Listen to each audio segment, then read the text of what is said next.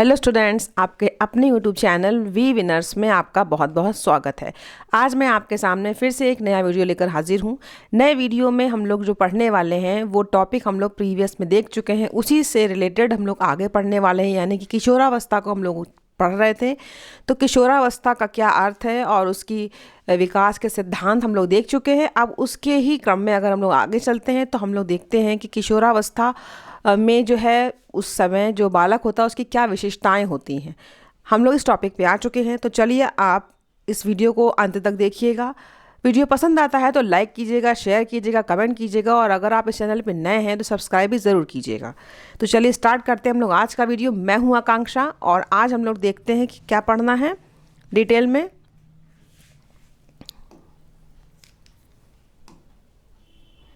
देखिए, किशोरावस्था में पार्ट 2 में हम लोग इसकी मुख्य विशेषताओं को देखेंगे, ठीक है। क्योंकि हम लोगों के पास 2-3 क्वेश्चंस आते हैं रिलेटेड इससे, कि एक तो सबसे पहले इसका अर्थ क्या होता है ये आता है, ठीक है। उसके अलावा इसकी विशेषताएं पूछी जाती हैं और उसके लिए आपको शिक्षा का क्या स्वरूप होता है ये पूछा जाता है। यही सारी चीज़ें आपकी मेन होती हैं जो ये स्टेजेस ऑफ डेवलपमेंट है, विकास की अवस्थाओं में, ठीक है। तो देखते हैं कि क्या है किशोरावस्था की मुख्य विशेषताएँ, ठीक है। किशोरावस्था की मुख्य विशेषताओं में किशोरावस्था की प्रमुख विशेषता के संबंध में मनोवैज्ञानिक वीजी और हंट ने लिखा है। जो मैं कोटेशंस आपको देती हूँ इसका आप यूज़ ज़रूर किया कीजिए, क्योंकि ये अगर आप अपने आंसर में लिखेंगे तो आपको एक्स्ट्रा मार्क्स मिलते हैं और ये आपके आंसर को और ज़्यादा क्या बनाता है, अच्छा बनाता है देखने में, ताकि आपको लगता है आपको नॉलेज है, आप किसी मनोवैज्ञानिक के स्टेटमेंट से अपने कहने को सपोर्ट भी दे रहे हैं। तो ये इन चीज़ों को कहीं आप नोट कर लिया कीजिए। किशोरावस्था की विशेषताओं को सर्वोत्तम रूप से व्यक्त करने वाला एक शब्द है परिवर्तन। देखिए, इन्होंने बहुत अच्छा वर्ड दिया, परिवर्तन। परिवर्तन शारीरिक, सामाजिक और मनोवैज्ञानिक होता है, ठीक है। इसका मतलब ये है कि जो किशोरावस्था होती है उसके लिए इन्होंने एक शब्द दिया है, परिवर्तन। परिवर्तन का मतलब ये होता है कि इस स्टेज पर जो चाइल्ड होता है उसमें बहुत सारे परिवर्तन होते हैं। मोटा मोटा आपको ये समझ में आ गया होगा, ठीक है। The one word which best characterize adolescence is change. The change is physiological, sociological and psychological, ठीक है। ये तीनों चीज़ें जो हैं इन्होंने इसका बेस्ट कैरेक्टरिस्टिक बताया चेंज को, ठीक है। और इन्होंने बताया कि ये तीनों चेंज होते हैं। आगे देखें क्या विशेषताएं हैं मेन इसकी।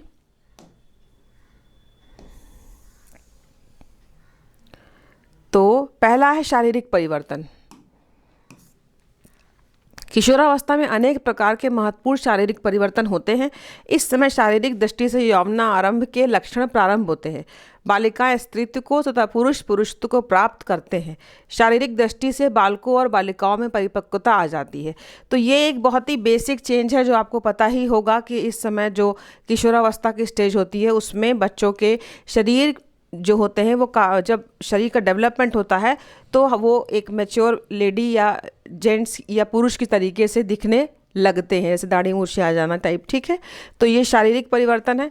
ये चूँकि बॉडी में एक विशेष चेंज जब होते हैं तो इससे क्या होता है, आपके माइंड पे, इसके मस्तिष्क से बच्चों के असर पड़ता है। तो देखिए अगर कि क्या होता है मानसिक विकास में किशोरावस्था में शारीरिक विकास के साथ मानसिक योग्यताओं में वृद्धि होती है। तो केवल शारीरिक विकास नहीं होता है, मानसिक विकास भी होता है आपका। विशेष रूप से उनमें मानसिक गुण पाए जाते हैं जैसे कल्पना, स्मृति, दिवा स्वप्न की अधिकता, तर्क, निर्णय शक्ति में वृद्धि तथा विरोधी मानसिक दशाएं। आपने देखा होगा कि जो टीनेज के बच्चे या किशोरावस्था के बच्चे होते हैं वो चिड़चिड़े भी होते हैं। कभी कुछ सोचते हैं तुरंत ही उनके विचार बदल जाते हैं, उनको लगता है नहीं ये नहीं सही है, ये सही है। तो ये यहाँ पर विरोधी मानसिक दशाएं होती हैं। कई बार किसी की बात को मानना ना मानना भी उनको बेहतर लगता है, कि लगता है वही सही है, जो बड़े कह रहे हैं वो सही नहीं है। क्योंकि इस समय आपको पता होगा, मैंने बताया भी था पिछले वाले वीडियो में, कि ये कहा गया था कि इस स्टेज में ना उसको बड़ा माना जाता है ना छोटा।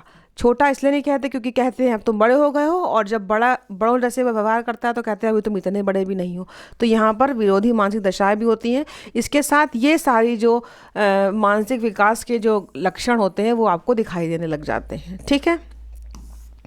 नेक्स्ट देखिए, स्थायित्व एवं समायोजन का अभाव यहाँ पर कमी होती है, ठीक है। इस समय किशोर की मनःस्थिति शिशु की भांति अस्थिर होती है। कह सकते हैं ना वही चीज़ जो हमने आपको बताया कि कभी वो कुछ सोचता है, थोड़ी देर बाद उसका मूड बदल जाता है और वो कुछ और सोचने लगता है। रॉस ने किशोरावस्था को शैशवावस्था की पुनरावृत्ति कहा। अगर एक सवाल बने कि शैशवावस्था की पुनरावृत्ति किसे कहते हैं तो आप किशोरावस्था को कहेंगे, ठीक है। इस समय उसमें इतनी तेजी से परिवर्तन होते हैं कि वह कभी कुछ विचार करता है, कभी कुछ। उसकी मनोदशा अस्थिर होती है, यही एक शब्द इसका मेन है, अस्थिर, ठीक है। तो यहाँ पर हम कह सकते हैं कि स्थायित्व एवं समायोजन का इसमें अभाव होता है। हम कभी भी इस स्टेज में बच्चे को ये नहीं देखते कि वो एक जगह स्थिर है, जो उसने कहा वो करेगा। कई बार वो कहता कुछ है, उसके बाद बदल जाता है, ठीक है। देखिए आगे क्या है। संवेगात्मक जीवन। संवेगात्मक जीवन, किशोर का जीवन बहुत ही भावात्मक होता है। संवेगात्मक आवेश में वह असंभव एवं असाधारण कार्य करने का संकल्प कर डालता है। कभी वह अदम्य उत्साह से भरा होता है, कभी हतोत्साहित। कभी उत्साह भी दिखता है, कभी हतोत्साहित भी दिखता है। कहने का मतलब ये है कि इस समय आपने देखा होगा बच्चे जो टीन एज के आपके बच्चे होंगे, जो 15 साल का होगा बच्चा, वो क्या कहता है कि मैं ये कर लूँगा, मैं वो कर लूँगा। उसके अंदर इस तरह के स्टेटमेंट्स कहते आपने सुने होंगे कि मैं, और आपने भी अपनी स्टेज में जब आप 15-16 साल के होंगे तो आप इस तरह का व्यवहार करते होंगे, मैं ये कर सकता हूँ, मैं ये भी कर सकता हूँ, मैं ये कर लूँगा। लेकिन फिर कभी लगता है मुझसे कुछ नहीं हो रहा है, मैं बिल्कुल ही मेरे अंदर ये ताकत नहीं है। फिर कभी लगता है नहीं मैं सब कुछ कर सकता हूँ। तो ये जो बात है कि कभी बहुत उत्साह आ जाता है, कभी हतोत्साहित हो जाते हैं। लेकिन संवेगात्मक जीवन जो होता है, फीलिंग्स वाला जो इमोशनल पार्ट है, वो बहुत सेंसिटिव होता है इस समय पर, ठीक है। नेक्स्ट है विरोधी मानसिक दशाएं। किशोर में विरोधी मानसिक दशाएं उसे कभी स्वार्थी, कभी स्वार्थ रहित बना देती है। इस कारण संवेगात्मक जीवन में अपने को समायोजित न कर सकना है। कहने का मतलब क्या, संवेगात्मक जीवन जो होता है उसका बहुत सेंसिटिव होता है यहाँ पर, उसका इमोशनल लाइफ। तो यहाँ पर कभी वो अपने बारे में बहुत अच्छा सोचता है, कभी दूसरों के बारे में बात करने लगता है, ठीक है। मतलब क्या है, उसका बिहेवियर एक जगह स्थिर नहीं है। जैसे आपने देखा होगा कि जो बड़े लोग होते हैं वो एक, उन्होंने कहा ये बात ये करनी है तो फिर उसे ही करनी है, वो बदलेंगे नहीं। लेकिन किशोरावस्था में बच्चा अपने स्टेटमेंट को बदलता रहता है, कभी कुछ कहता है, कभी कुछ कहता है, कभी बहुत ऊंची ऊंची बातें करेगा, कभी उसको लगेगा मुझसे नहीं होगा। तो ये वाला पार्ट यहाँ पर विरोधी मानसिक दशाएं भी उसकी डेवलप होती हैं, ठीक है। इसी तरीके से क्या होता है, सोसाइटी में एडजस्ट नहीं कर पाता। कई बार आपने सुना होगा कहते हुए बच्चों को कि मुझे कोई समझ नहीं रहा, मुझे कोई समझता नहीं है, मेरे परिवार वाले मुझे समझते नहीं हैं, मेरे दोस्त जो हैं वही मुझे समझते हैं, क्योंकि वो उसकी एज के होते हैं और वो उसकी एज की समस्याओं को देख रहे होते हैं। तो बच्चे कहते हैं ना कि मेरे घर में मुझे कोई समझता नहीं है, क्योंकि उस स्टेज में ये सारी जो कैरेक्टरिस्टिक्स होती है वो पाई जाती है, जिसकी वजह से उसका बिहेवियर ऐसा होता है, ठीक है। नेक्स्ट है मानसिक स्वतंत्र तथा अधिकारियों के प्रति विद्रोह की भावना।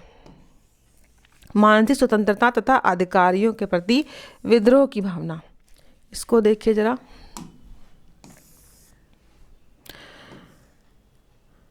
इस अवस्था में मानसिक स्वतंत्रता की भावना प्रबल होती है। आपको कोई रोके टोके ना। इस स्टेज में बच्चा ये चाहता है, जो वो कर रहा है वो बेस्ट कर रहा है, वो अच्छा कर रहा है, उसे कोई रोके ना।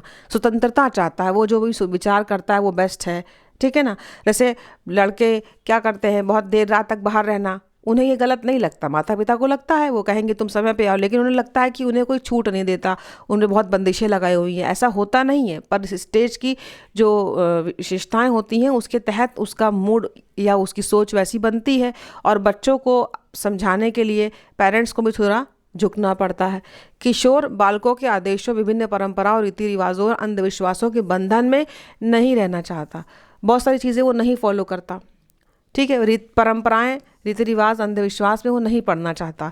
यह उसे संतुष्ट नहीं करता कि कैसे है और क्यों है, वो ये चीज़ नहीं जानना चाहता। वो क्या जानना चाहता है, वह ये सारी चीज़ संतुष्ट नहीं करती, लेकिन कैसे है और क्यों है इसकी संतुष्टि वह करता है। कोई चीज़ क्यों है उसका लॉजिक चाहता है वो।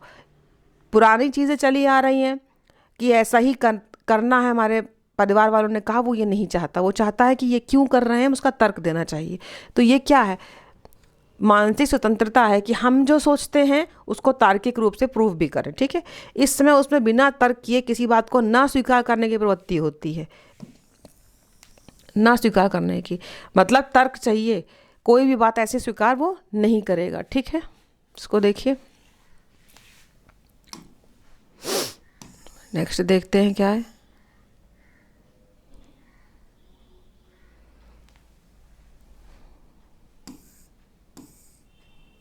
ठीक है, इसको देखिए, बुद्धि का अधिकतम विकास। ठीक है, चूंकि इस समय बच्चों का मैक्सिमम डेवलपमेंट ऑफ इंटेलिजेंस यहाँ पर दिखाई देता है। किशोरावस्था में बौद्धिक विकास अपनी चरम सीमा में पहुंच जाता है। मनोवैज्ञानिकों का कहना है कि 16 वर्ष की अवस्था तक सामान्यतः मानसिक आयु में वृद्धि होती है। बुद्धि परीक्षण द्वारा मानसिक आयु ज्ञात होती है, क्योंकि जो हम लोग जो टेस्ट होते हैं IQ टेस्ट करने वाले, उनसे हम इसको देख सकते हैं। तो इन्होंने कहा है कि इस स्टेज तक बच्चे का डेवलपमेंट IQ का बहुत अच्छा सा हो जाता है। बौद्धिक विकास की पूर्णता के कारण किशोर में निम्नलिखित बौद्धिक कार्य करने की क्षमता आ जाती है। तो वो क्या क्या कर लेता है, अगर हम ये कहें कि उसकी IQ का अधिकतम विकास हो गया है, क्या क्या कर लेता है? तो प्रत्ययों के आधार पर अमूर्त चिंतन। अमूर्त चिंतन का मतलब क्या होता है? कोई चीज़ हमें सामने ठोस रूप में नहीं दिखाई पड़ती है, फिर भी हम उन प्रॉब्लम्स को अपने मन में सोच लेते हैं और उनका सोल्यूशन निकालते हैं। ठीक है, तर्क और निर्णय, यानी कि हम लॉजिक, उस स्टेज में बच्चा क्या करता है? लॉजिक देता है, डिसीजन लेता है, ध्यान केंद्रित करता है। ठीक है, और स्मृति विस्तार की क्षमता भी उसमें होती है। और देखिए क्या कर पाता है वो,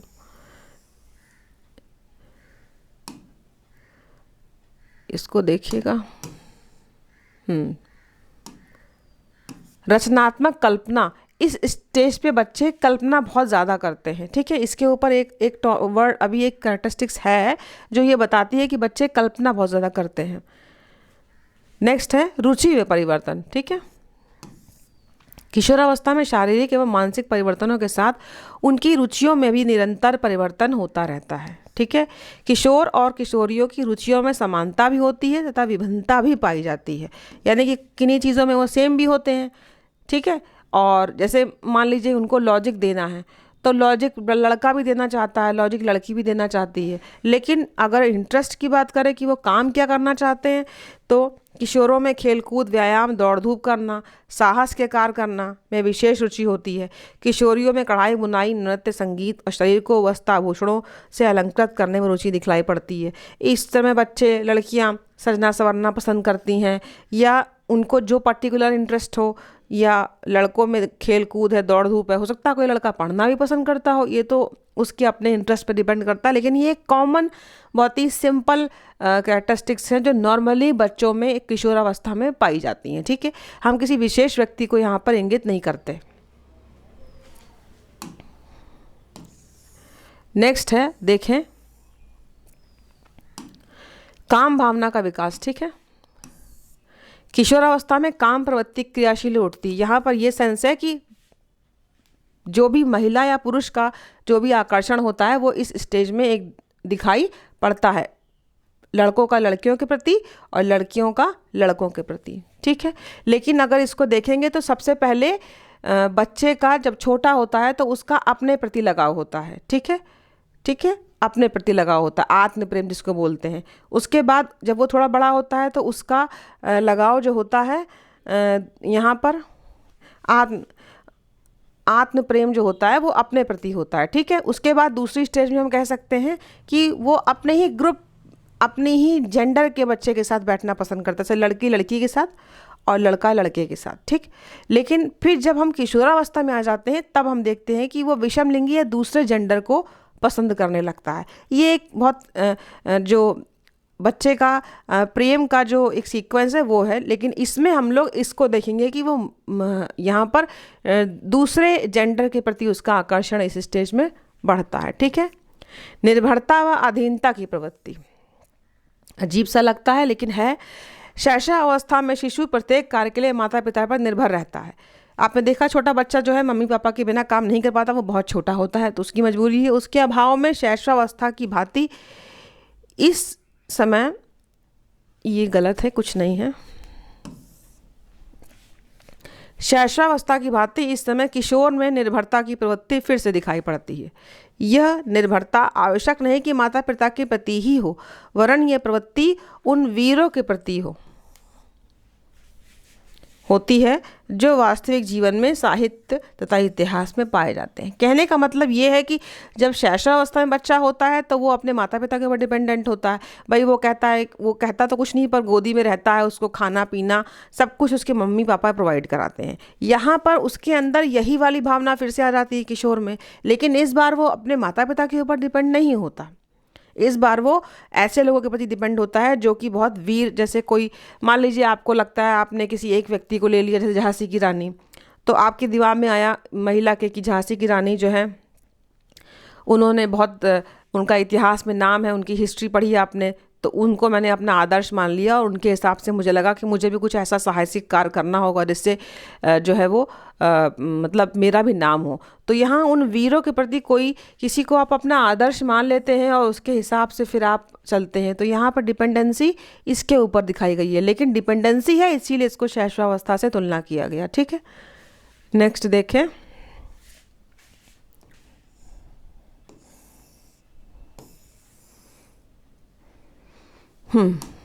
धार्मिक भावना का विकास। उपयुक्त वर्णित निर्भरता की प्रवृत्ति के फलस्वरूप धार्मिक चेतना का उदय होता है। किशोर ईश्वर के किसी न किसी रूप से प्रभावित होकर ईश्वर की सत्ता में विश्वास करने लगता है। धार्मिक चेतना का प्रकाशन आत्मसंयम, आत्मनियंत्रण, कर्तव्य पालन तथा समाज सेवा के रूप में होता है। प्रकाशन का मतलब किस रूप में दिखाई पड़ती है वो। आपने देखा होगा कि जो किशोरावस्था के बच्चे होते हैं वो पूजा पाठ करना, ईश्वर में विश्वास करना, ये उनके इस समय की स्टेज की एक विशेषता है।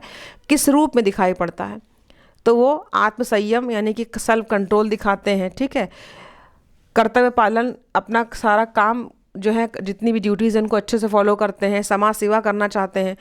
तो जो ईश्वर की सत्ता में विश्वास करता है तो वो ये सारे सही काम तो करेगा ही। इसीलिए ये विश्वास है, ये कैरेक्टरिस्टिक्स है इसमें कि धार्मिक भावना, ईश्वर पे विश्वास करना, किसी भी धर्म को मानना, चाहे जो भी हो, उस अपने किसी इष्ट को मानना, इस स्टेज की एक विशेषता है। ठीक है, नेक्स्ट है समाज सेवा। आपने देखा होगा किशोरावस्था के बच्चे कुछ ना कुछ समाज सेवा की भावना रखते हैं कि हमें कुछ ना कुछ दूसरों के लिए करना है, कुछ अच्छा करना, क्योंकि उनके अंदर फीलिंग है ना कि मैं ये कर सकता हूँ, मैं ऐसा कर सकता हूँ।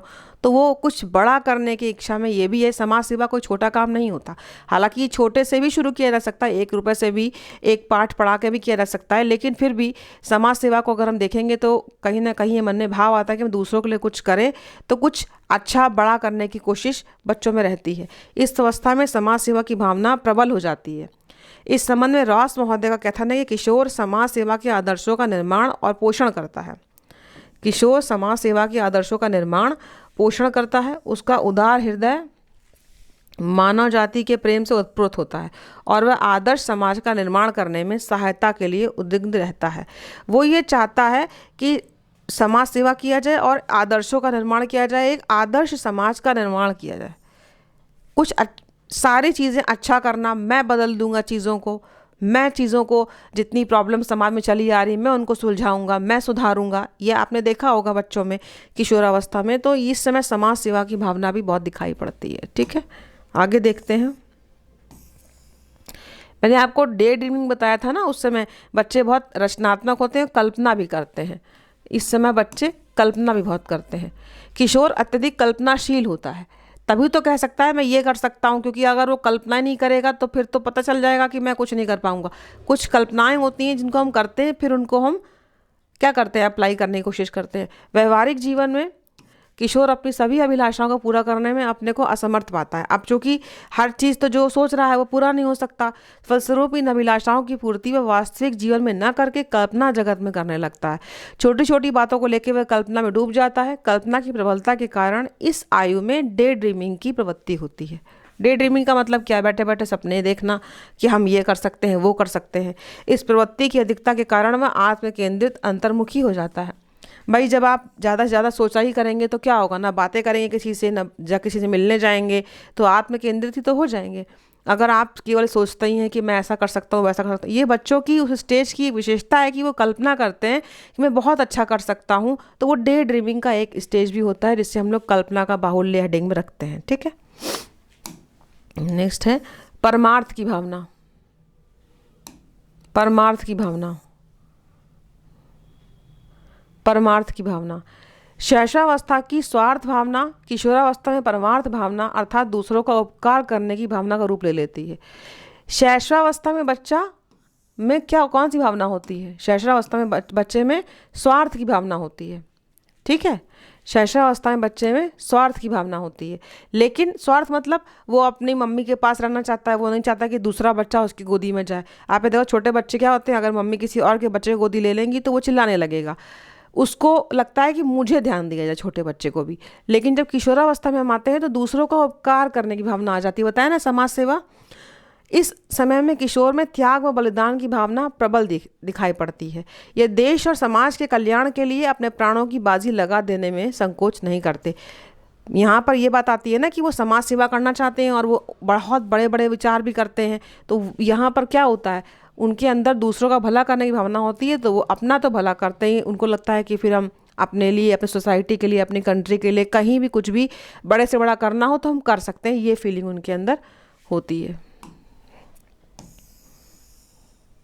ठीक है, आत्मसम्मान की भावना, सेल्फ रिस्पेक्ट भी होती है बहुत। इस समय किशोरों में आत्मसम्मान की भावना प्रबल होती है। वे शीघ्र ही छोटी छोटी बातों से अपने को अपमानित एवं तिरस्कृत समझने लगते हैं। ठीक है, उनको क्या लगता है, अतः इस समय उनके साथ अमनोवैज्ञानिक व्यवहार ना करके प्रेम और सहानुभूति का व्यवहार करना चाहिए। ठीक है, मतलब अब इस समय बच्चों को आप कुछ कह दीजिएगा तो उनको बहुत जल्दी बुरा भी लग जाता है।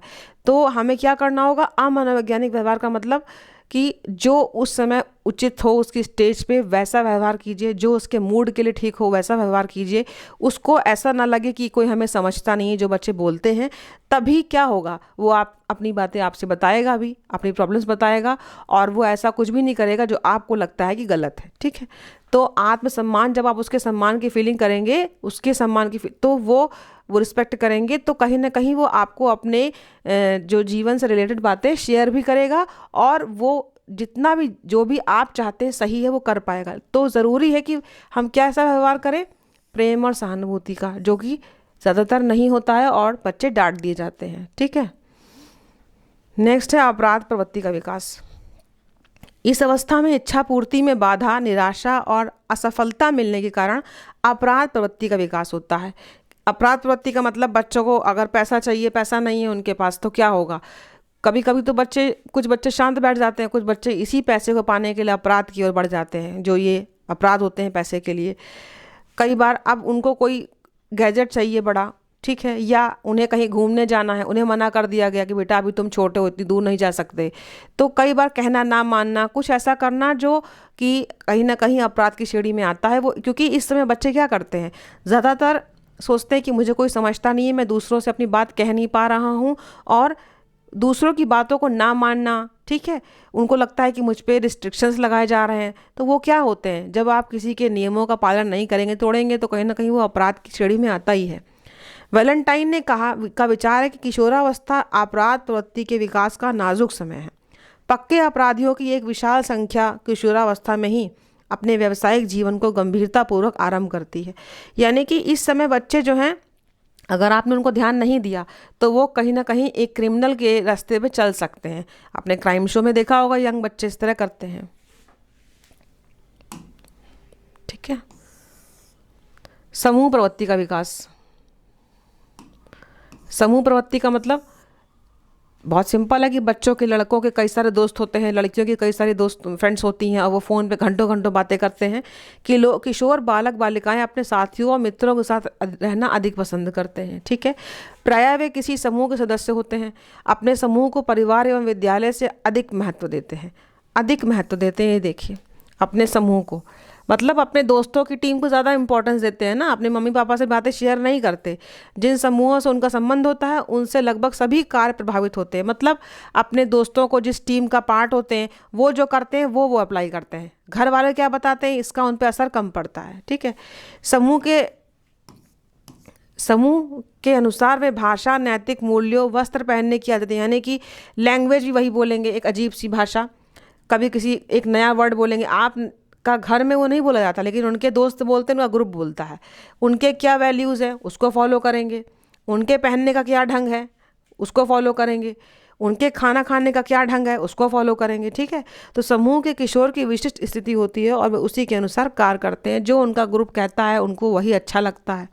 समूह की स्थिति और कार्य उनके भावी जीवन को निर्धारित करने में योगदान देते हैं। भावी जीवन का मतलब, अब अगर उसका ग्रुप कहता है कि हमें पढ़ना चाहिए और वो पढ़ता है तो भविष्य में उसका अच्छा रिजल्ट आएगा, कहीं नौकरी लग जाएगी। अगर उसका वो ग्रुप कहता है कि हमें स्पोर्ट्स में कुछ करना चाहिए तो वो स्पोर्ट्स में आगे निकल जाएगा। अगर उसका ग्रुप कुछ गलत रास्ता दिखाता है तो वो गलत रास्ते पे। इसका मतलब भावी जीवन जो है वो कहीं ना कहीं उसके ग्रुप के द्वारा निर्धारित होता है, ठीक है।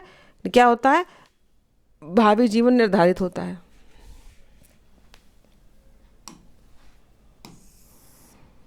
बहिर्मुखी प्रवृत्ति का विकास। बहिर्मुखी का मतलब बच्चे घर में रहना पसंद नहीं करते हैं, बाहर निकलना चाहते हैं। किशोरावस्था में किशोर पुनः बहिर्मुखी हो जाता है। उसकी शारीरिक, मानसिक, सामाजिक रुचियों का विकास व्यापक क्षेत्र में होता है, ठीक है। वह अपने चारों ओर के वातावरण तथा क्रियाओं में रुचि लेता है, चारों ओर के वातावरण में, ठीक है। घर के बाहर विद्यालय और समाज के विभिन्न कार्यों में भाग लेता है। देखिए यंग बच्चे क्या करते हैं, और बहिर्मुखी प्रवृत्ति के कारण उनमें आत्मनिर्भरता, आत्मनियंत्रण, सहयोग, अनुशासन, परोपकार की भावना आदि गुणों का विकास होता है। क्या होता है कि वो घर में नहीं रहना चाहते, बाहर निकलना चाहते हैं, स्कूल में जाना चाहते हैं, स्कूल के प्रोग्राम में पार्टिसिपेट करना चाहते हैं। और जब हम ग्रुप में रहते हैं तो हम क्या सीखते हैं? कंट्रोल सीखते हैं कि हमें कब क्या बोलना है।